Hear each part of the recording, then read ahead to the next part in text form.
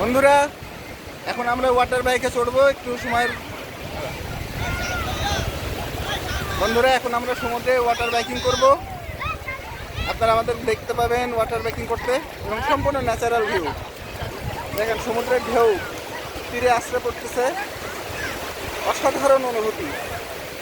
আপনারা যদি কক্সবাজার আসেন আর আপনারা যদি ঘোড়া রাইডিং না করেন, ওয়াটার বাইকিং না করেন, তাহলে আপনারা সমুদ্র ট্যুরের যে প্রকৃত মজা সেটা কিন্তু উপভোগ করতে পারবেন না।